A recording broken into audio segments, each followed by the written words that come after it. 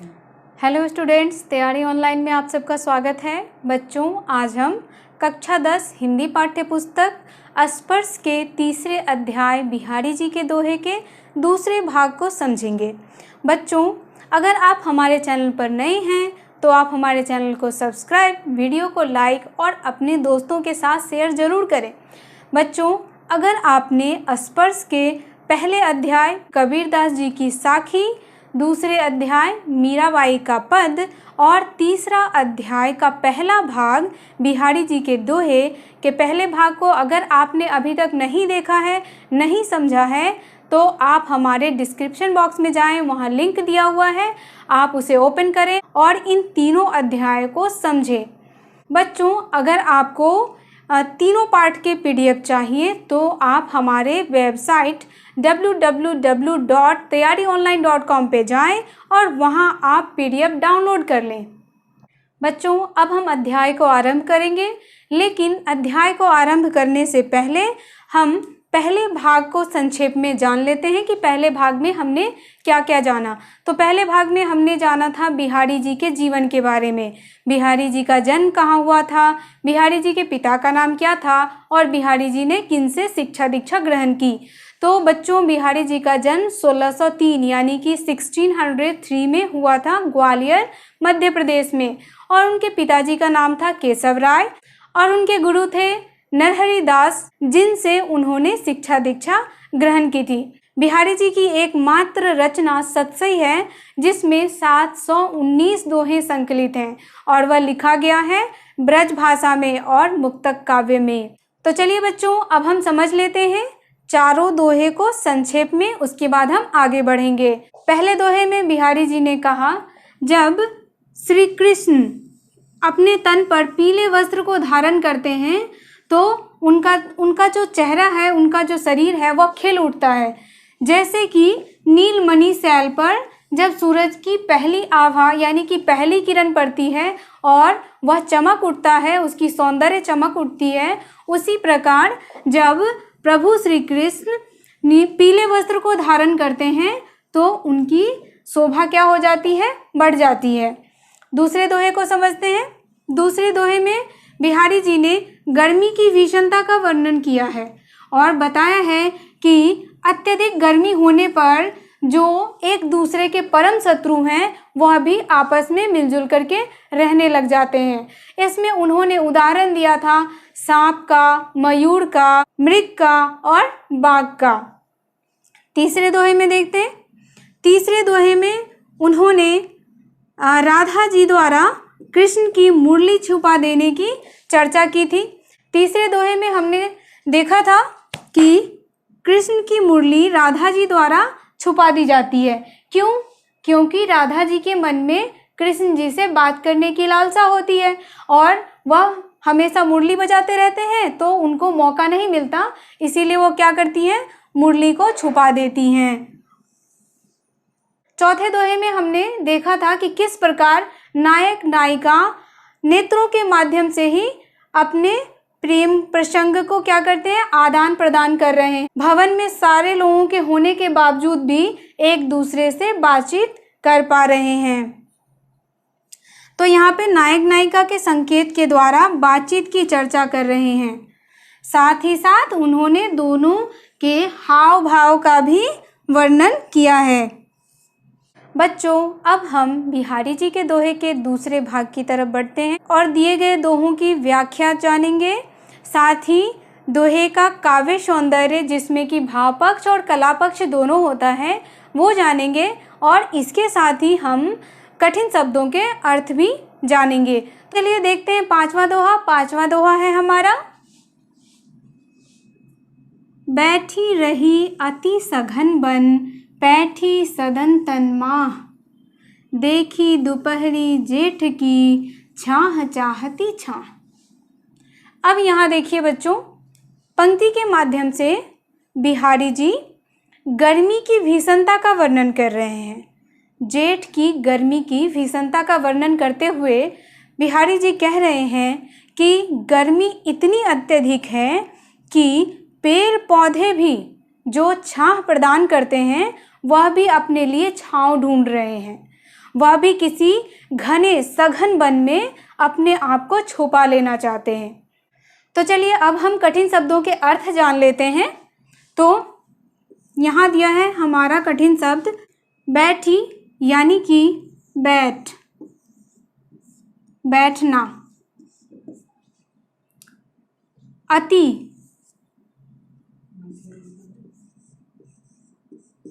अति, अत्यधिक।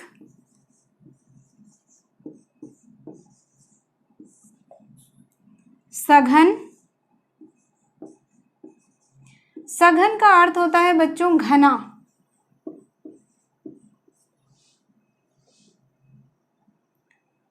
सदन,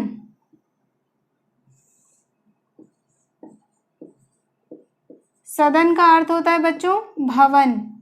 भवन कह सकते हैं आप, घर कह सकते हैं, भवन या घर कह सकते हैं। तन, शरीर को कहते हैं तन, शरीर।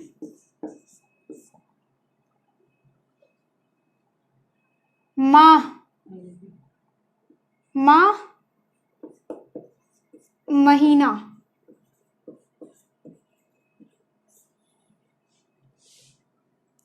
देखी,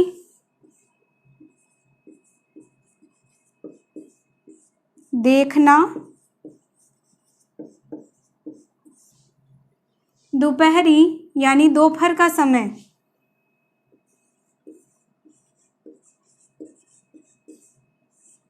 दोपहरी,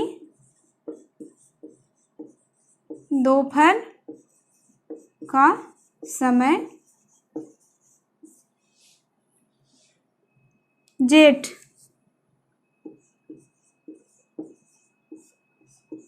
जेठ शब्द का अर्थ है बच्चों जून का महीना।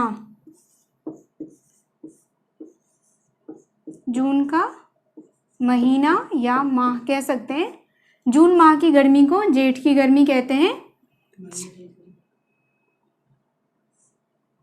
छाह, छाह यानी कि छाया।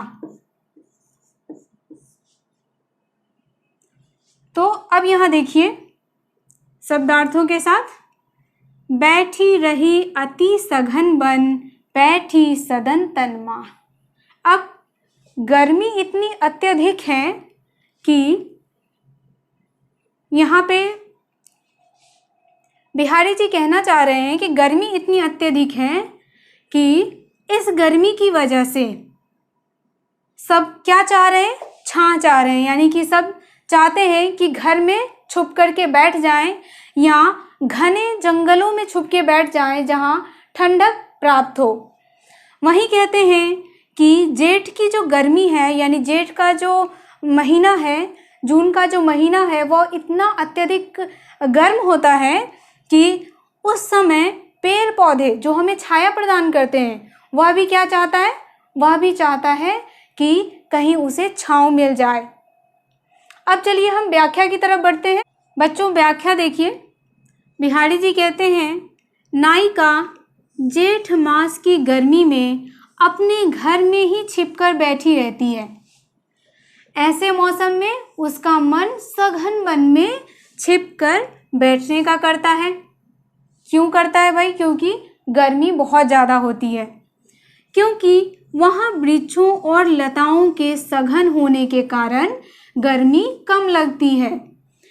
जेठ मास की दोपहरी यानी कि जून की दोपहरी जो होती है बच्चों, उसमें वृक्ष की जो छाया, वृक्ष की छाया भी छाया की इच्छा करने लगती है।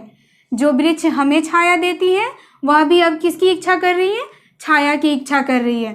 अर्थात जेठ मास की गर्मी प्राणियों के साथ साथ प्रकृति को भी दग्ध कर देती है।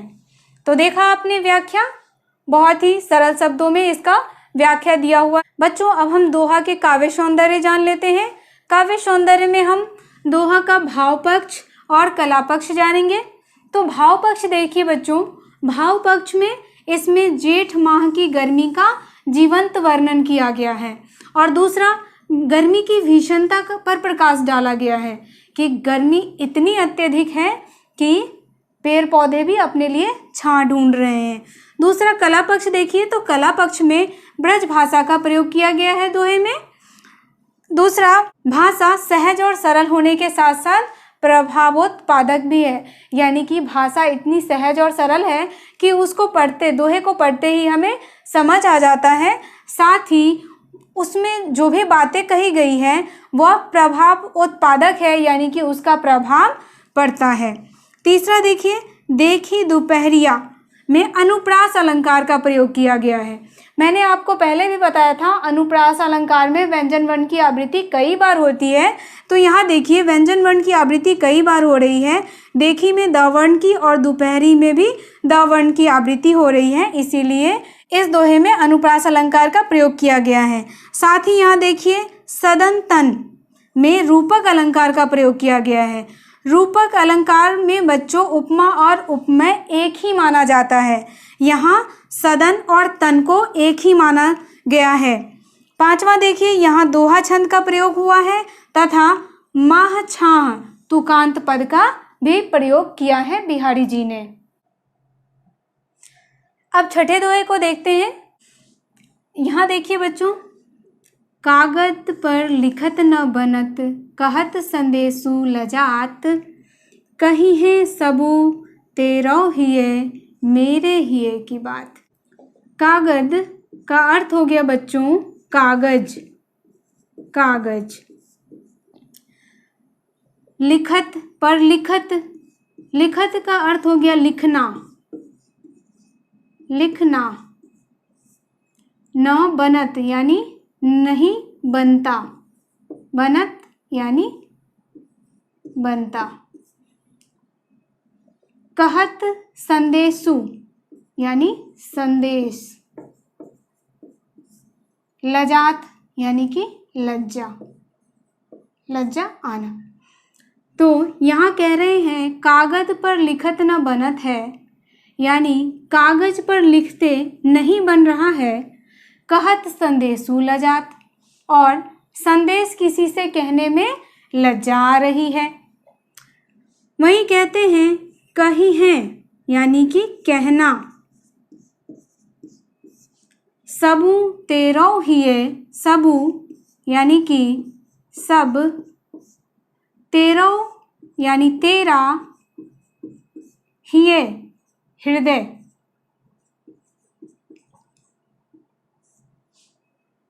मेरे हिये की बात, मेरे, मेरा हिये यानी कि हृदय की बात। कही है सबू तेरे हियो। अब जो बात कहना है वह मेरे हृदय की बात जो है वह आप अपने हृदय से ही महसूस कर लो। यहाँ कह रहे हैं कही है सबू तेरे हियो, मेरे हिये की बात, यानी जो भी बात मेरे हृदय में है, जो मैं कहना चाहती हूँ, वह आप अपने हृदय से ही महसूस कर लो, क्योंकि जो पीड़ा मैं महसूस कर रही हूँ वही आप भी महसूस कर रहे हो।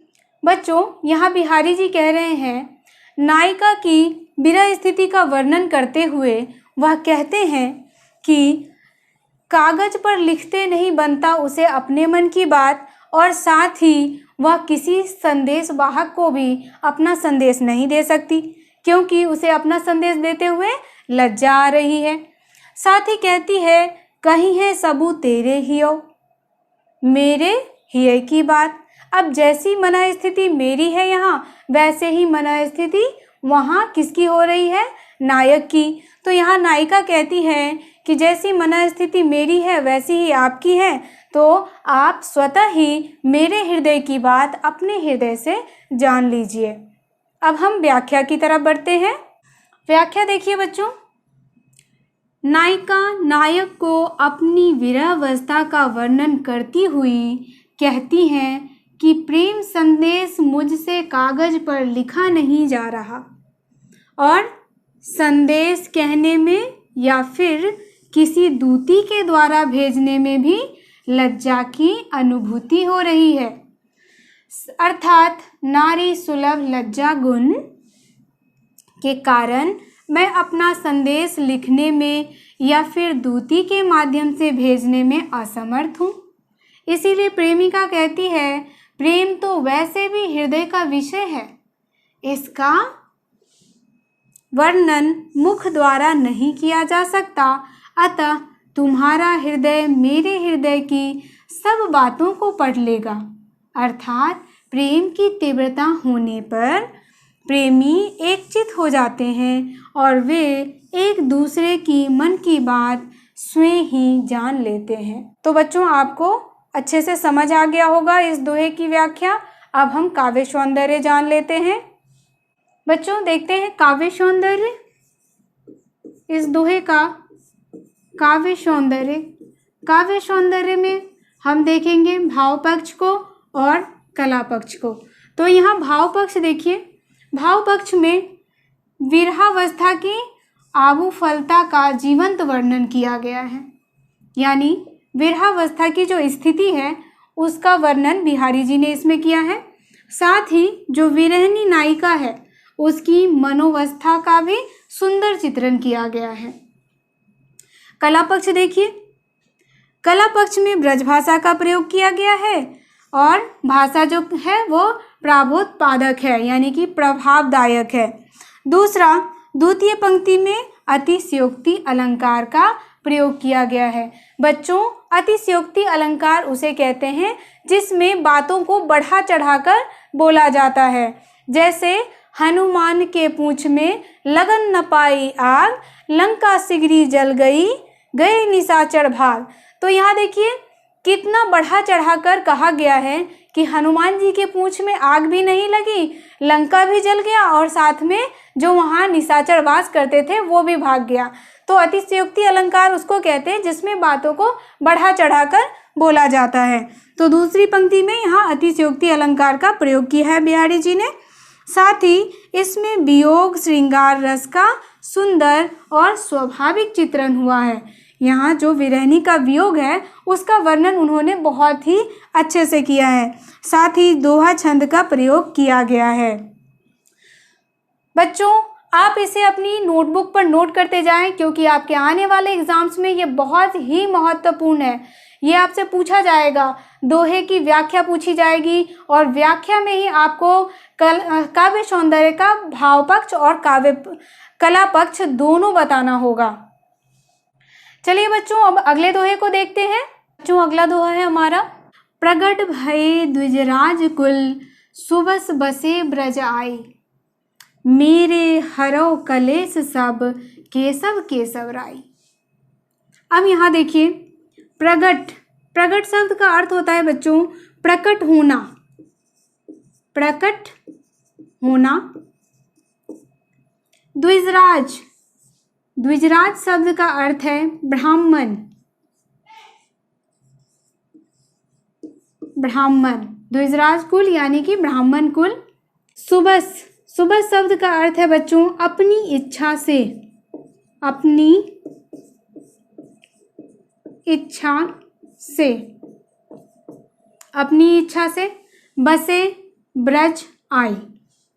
अब यहाँ देखिए बिहारी जी कहते हैं प्रकट भये द्विजराज कुल। यहाँ बिहारी जी अपना परिचय देते हुए कह रहे हैं कि वो कहाँ प्रकट हुए हैं, ब्राह्मण कुल में प्रकट हुए हैं, यानी उनका जन्म हुआ है ब्राह्मण कुल में। सुबस बसे ब्रज आई, यानी अपनी इच्छा से वह ब्रज में रहने के लिए आए हैं। अब यहाँ देखिए, मेरो हरौ यानी हरना, दूर करना, कलेश पीरा, कलेश आप कह सकते हैं पीरा, सब केशव, यहाँ केशव जो है वह प्रभु श्री कृष्ण को कह रहे हैं, कृष्ण। केशव राई, ये केशव वो अपने पिता केशव राय के लिए कह रहे हैं। तो यहाँ कह रहे हैं मेरे हरौ कलेश सब, मेरे सारे दुख दर्द दूर कर दो। कौन? केशव, श्री कृष्ण जो मेरे पिता तुल्य हैं, केशव राई के तुल्य हैं। यहाँ बिहारी जी कह रहे हैं कि मेरे सारे क्लेश दूर कर दो हे प्रभु श्री कृष्ण, आप मेरे पिता समान हो, आप मेरे सारे क्लेश दूर कर दो। अब देखिए बच्चों, यहाँ बिहारी जी कहते हैं कि उनका जन्म ब्राह्मण कुल में हुआ और वे अपनी इच्छा से ब्रज में रहने के लिए आए हैं। साथ ही कहते हैं मेरे सारे दुख दर्द हे प्रभु श्री कृष्ण दूर करें, आप मेरे पिता तुल्य हैं। अब चलिए बच्चों हम व्याख्या देखते हैं इस दोहे का। व्याख्या देखिए बच्चों, बिहारी लाल अपना परिचय देते हुए कहते हैं कि वे ब्राह्मण कुल में उत्पन्न हुए और अपनी इच्छा से ब्रज में आकर बस गए। कहते हैं बिहारी जी, हे श्री कृष्ण, आप तो केशव हैं और पिता भी मेरे केशव राय थे, अतः आप मेरे सभी क्लेश यानी पीड़ाओं को हर लीजिए, अर्थात मेरे दुख दर्द को दूर कर दीजिए। तो बच्चों आपको दोहा और उसका व्याख्या समझ में आ गया होगा। बच्चों अब हम दोहे का काव्य सौंदर्य जान लेते हैं। काव्य सौंदर्य में हम भाव पक्ष और कला पक्ष को जानेंगे। भाव पक्ष में देखिए बिहारी जी स्वयं अपना परिचय दे रहे हैं। हमने भी देखा और समझा कि बिहारी जी दोहे में स्वयं अपना परिचय दे रहे हैं। दूसरे में कवि श्री कृष्ण जी से अपनी पीड़ा हरण करने की प्रार्थना कर रहे हैं। कला पक्ष में देखिए दोहा जो है वो ब्रज भाषा में लिखा गया है, यानी ब्रज भाषा का प्रयोग किया गया है। साथ ही भावाभिव्यक्ति में सफल है, यानी कि भाव की जो अभिव्यक्ति है उसमें सफल है। दूसरा, बसे ब्रज में अनुप्रास अलंकार का प्रयोग किया गया है, क्योंकि यहाँ पे व वर्ण की आवृत्ति कई बार हो रही है। तीसरा देखिए बच्चों, यहाँ पे केशव केशव राई में यमक अलंकार का प्रयोग हो रहा है। बच्चों यमक अलंकार उसको कहते हैं जिसमें एक शब्द के कई अर्थ होते हैं। जैसे यहाँ देखिए केशव, इस केशव का अर्थ हो गया कृष्ण, यहाँ श्री कृष्ण के लिए इस केशव का प्रयोग किया गया है। साथ ही यहाँ पे केशव राई बिहारी जी ने अपने पिता के लिए प्रयोग किया है। यहाँ देखिए दोहा छंद का प्रयोग किया गया है। साथ ही आई केशव राई तुकांत पद है, यहाँ तुकबद्ध पद का प्रयोग किया गया है, तो केशव राई जो है यहाँ पे तुकांत पद है। बच्चों अब हम अगला दोहा देखेंगे। हमारा अगला दोहा है, जप माला छापे तिलक सरे न एको कामू, मन कांचे नाचे वृथा सांचे राचे रामू। जप माला, जप माला का अर्थ होता है माला जपना, माला जपना। छापे यानी छापना। तिलक सरय, सरय का अर्थ होता है बच्चों सिद्ध होना, सिद्ध होना। एक है कामू, कामू अर्थात काम। मन कांचे यानी कि मन का कच्चा होना, मन का कच्चा होना। नाचे वृथा, वृथा का अर्थ है बच्चों बेकार, बेकार। सांचे सच्चा। आप शब्द के अर्थों को लिखते जाएं। रांचे यानी कि प्रसन्न होना। रामू, राम ईश्वर। अब देखिए बच्चों बिहारी जी इन पंक्तियों के माध्यम से क्या कहना चाह रहे हैं। जप माला छापे तिलक सरय न एको कामू। मनुष्य ईश्वर प्राप्ति के लिए ईश्वर का नाम जपता रहता है, या तिलक लगाने से ईश्वर की प्राप्ति नहीं होती है, यानी आडंबर करने से, दिखावा करने से ईश्वर की प्राप्ति नहीं होती है। वहीं कहते हैं मन कांचा नाचे वृथा। मन क्या होता है? कच्चा, यानी कि ईश्वर की भक्ति में प्रगाढ़ नहीं है, तो बेकार है ईश्वर की भक्ति करना। यहाँ कह रहे हैं मन कांचा नाचे वृथा। अगर आप का मन ईश्वर की भक्ति में प्रगाढ़ नहीं है, अगर आपका मन भटकता है तो बेकार हो गया आपका माला जपना और तिलक लगाना और ईश्वर का जो फोटो आप अपने शरीर पे छापते हो। वहीं कहते हैं सांचे राचे रामू, अगर आपका मन सच्चा है, पवित्र है, तो इन सब आडंबरों की कोई आवश्यकता नहीं है, ईश्वर स्वयं आप पर प्रसन्न हो जाएंगे। तो चलिए बच्चों, अब हम इसका भावार्थ देख लेते हैं। कवि मनुष्य को शिक्षा देते हुए कहते हैं कि ईश्वर प्राप्ति के लिए किए जाने वाले विभिन्न क्रियाकलाप यथा माला जपना, ईश्वर का नाम शरीर पर अंकित करना और मस्तक पर तिलक धारण करना सब व्यर्थ है। इन बाह्य आडंबरों को करने से कोई भी कार्य सिद्ध नहीं होगा। वास्तव में जब तक तुम्हारा मन सांसारिक कर्मों में वशीभूत होकर इधर उधर भटकता रहेगा, तब तक तुम्हारे हृदय में प्रभु का वास नहीं होगा और तब तक सारे बाहरी आडंबर व्यर्थ हैं। सच्चे मन से ईश्वर भक्ति करने पर ही भगवान राम रीझते हैं, यानी कि ईश्वर प्रसन्न होते हैं और ईश्वर की प्राप्ति होती है। बच्चों, अब हम इस दोहे का काव्य सौंदर्य जानेंगे। काव्य सौंदर्य में भाव पक्ष और कला पक्ष दोनों जानेंगे, क्योंकि जब हमें दोहे की व्याख्या करनी होगी तो हमें व्याख्या के साथ साथ दोहे में काव्य सौंदर्य को लिखना बहुत ही ज़रूरी है। और काव्य सौंदर्य में हमें भाव पक्ष और कला पक्ष को बताना जरूरी होता है। तो देखते हैं हमारा भाव पक्ष क्या है। तो दोहे का भाव पक्ष है, कवि बाह्य आडंबरों का खंडन कर रहा है।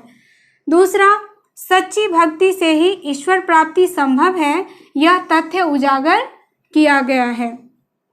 अब हम देख लेते हैं कला पक्ष। तो कला पक्ष में बच्चों ब्रज भाषा का सहज और सरल प्रयोग किया गया है।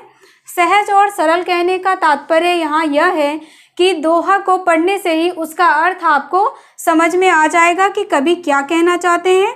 साथ ही यहाँ पे अनुप्रास अलंकार का प्रयोग किया गया है। मैंने आपको अनुप्रास अलंकार के बारे में कई बार बताया है। अनुप्रास अलंकार में व्यंजन वर्ण की आवृत्ति कई बार होती है।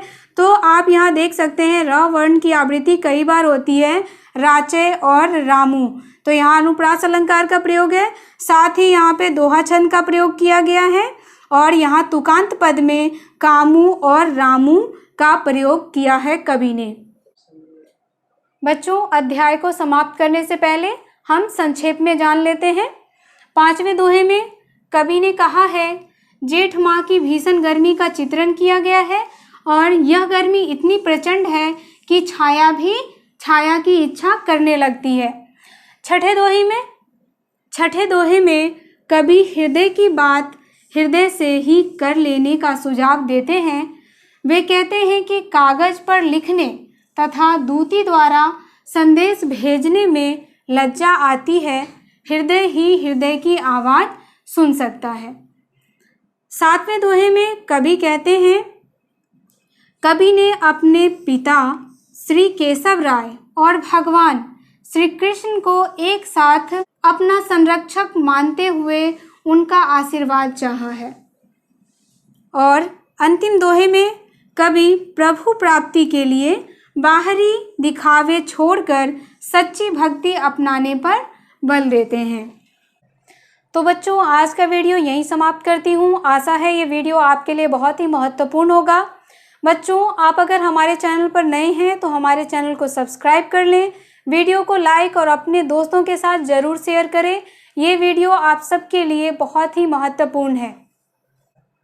तो बच्चों, मिलते हैं अगले वीडियो में अगले अध्याय के साथ। धन्यवाद।